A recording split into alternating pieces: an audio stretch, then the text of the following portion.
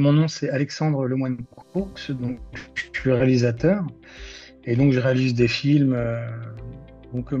J'ai réalisé un film en 2024 qui est sorti au cinéma.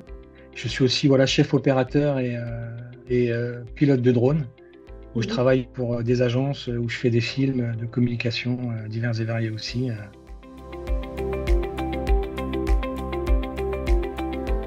C'était une commande en fait par la mairie de Paris à l'époque qui m'avait sollicité pour faire un film qui parle donc de conduite à risque. Donc j'avais lancé ce film où j'avais écrit le film et après donc on a fait une préparation qui était assez belle en fait. C'était un beau projet donc on avait réalisé avec des jeunes acteurs à l'époque qu'on avait casté, qu'on avait préparé pendant toute une année.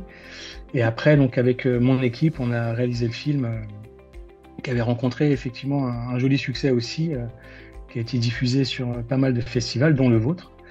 Voilà, donc c'est toujours la même chose. Donc moi, quand j'écris, j'aime bien faire un storyboard.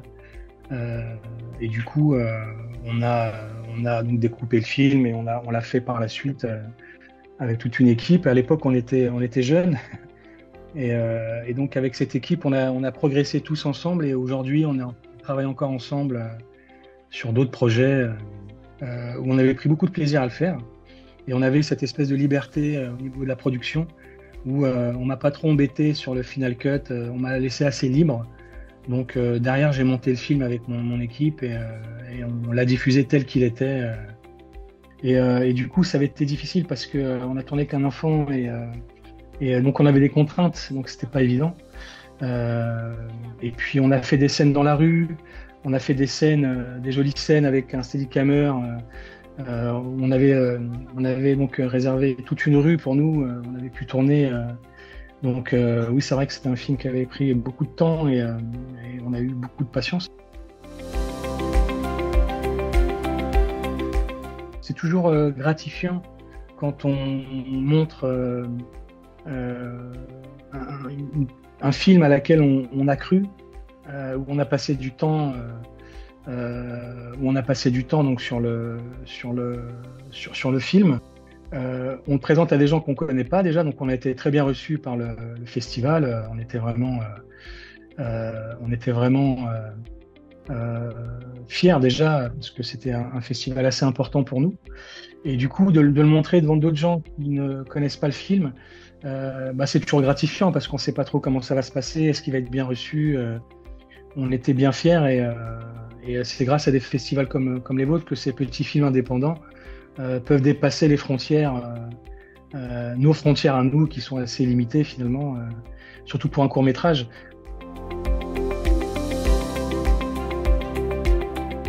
Alors là, je développe un long-métrage qui est mon deuxième long-métrage, qui s'appelle Dès l'aube, je refais ma vie. Et donc, c'est un long-métrage assez personnel que j'ai écrit depuis 3 ans maintenant. Donc, on est à une étape de recherche de fonds avec une maison de production qui s'appelle Zebra Productions. Donc, c'est une productrice qui vient de la chaîne de télé Arte, qui a créé sa propre boîte de production. Et donc, c'est un film qui me tient beaucoup à cœur parce que c'est un mélange entre la ville et la campagne. Donc, c'est un personnage qui commence son aventure dans la ville et qui finit à la campagne. Et je me suis inspiré d'un fait divers que j'ai suivi pendant 6 mois dans les journaux télé, dans les journaux papier. Et du coup, je suis parti de la genèse de ce fait divers et j'ai développé tout un film, tout un univers à travers ce personnage. Donc, on a commencé à faire appel à des régions. En France, le cinéma, il est financé par les régions, par les chaînes de télé, par le CNC, qui est le Centre national de la cinématographie. Actuellement, on a ce qu'on appelle une continuité non dialoguée.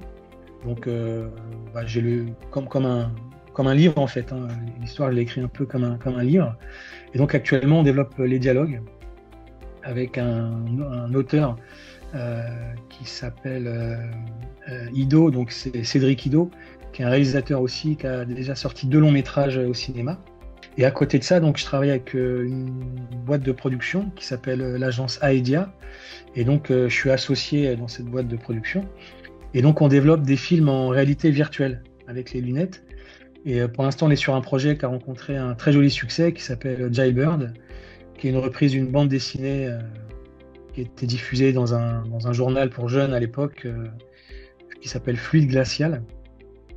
Et donc, on a repris une bande dessinée qui est un auteur belge.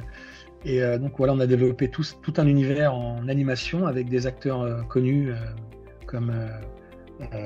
enfin des acteurs connus, voilà, qui sont des acteurs français et islandais aussi, qui font les voix.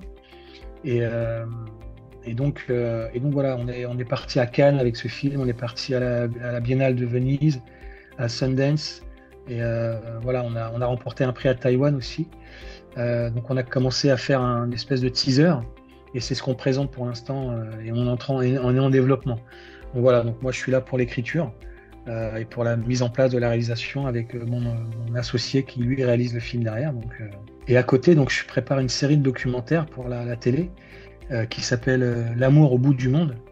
Et donc on va dans les 4 coins du monde montrer des mariages un peu insolites où on parle de la tradition, la dot, comment l'homme demande la main à sa femme, comment la famille reçoit ça. Donc donc voilà, on a commencé un premier épisode qu'on a tourné en Casamance, donc au Sénégal.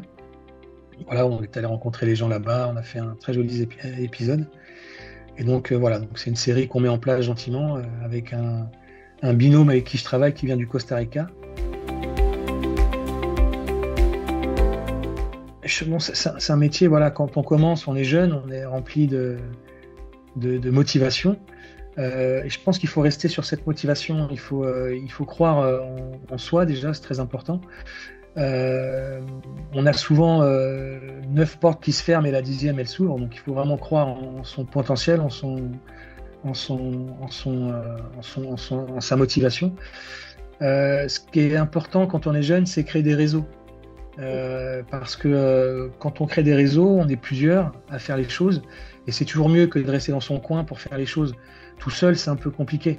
C'est vrai que moi je crois beaucoup en l'esprit de l'équipe. Et puis ensuite, on a la chance d'avoir du matériel qui s'est démocratisé, les caméras coûtent plus très cher, les logiciels de montage, on peut les avoir assez facilement, on peut faire de la belle image pour pas très cher. Moi, La Haie, c'est un film que j'ai tourné pour 60 000 €, ce qui est vraiment très dérisoire pour un long métrage. C'est un long métrage indépendant. Et puis, autre chose, c'est que quand on fait un court métrage, puisqu'on commence souvent comme ça, c'est bien d'essayer plein de festivals, de ne pas se créer de limites, commencer par les beaux festivals, puis des festivals un peu moins connus.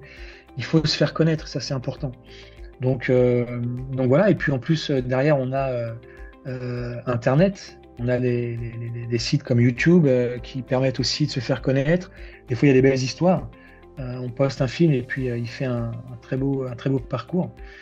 Donc, du coup, voilà, ça c'est important de croire en l'équipe, de croire en soi et de pas abandonner surtout. C'est vraiment voilà, les 3 critères que je pourrais donner. Et puis, il n'y a pas de...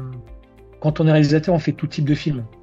Ça m'arrive, moi, j'ai des clients où je suis contrat cadre dans des sociétés du CAC 40, où je réalise des très beaux films pour eux, des films de communication, mais c'est des films où on me laisse donner mes idées, on me laisse travailler. Donc du coup, ça m'a permis d'apprendre à tenir une caméra, d'apprendre à gérer de la lumière, à gérer du son, à gérer du montage, à être pilote de drone avec une licence que j'ai passée, que j'ai obtenue. Donc aujourd'hui, je suis autonome. Ça me permet d'avoir plein, comme on dit chez nous, d'arcs, de flèches à mon arc, pardon. Et ça me permet donc d'être sur pas mal de terrains. Si je devais donner un conseil aux jeunes, c'est de ne pas être trop hautain. Être dans la communication réalisateur, c'est ça, c'est quelqu'un qui va vers les autres, qui est curieux, qui respecte son prochain et qui est pas dans l'agressivité quand il va filmer.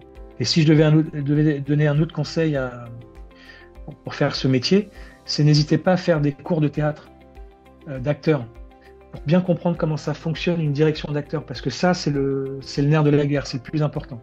Alors qu'un réalisateur, quand il est avec ses acteurs et ses actrices, faut presque qu'on soit amis, quoi. Donc moi, ce que je conseille, c'est de passer du temps avec ses acteurs avant, de pas forcément être que dans des répétitions, d'aller prendre des verres, d'aller au cinéma, d'aller manger ensemble, de les inviter, de passer du temps vraiment avant les premières prises.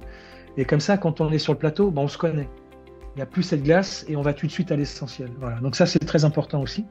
L'essentiel, c'est de faire, de se créer un réseau, d'être curieux, de se former. C'est très important quand on est autodidacte. Moi, je suis autodidacte, mais en réalité, j'ai fait plein de formations où j'ai appris à écrire, à monter, j'ai appris à me servir de logiciels, j'ai appris à diriger des acteurs.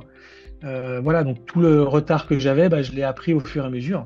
Et la meilleure école pour apprendre, c'est de faire et c'est le terrain.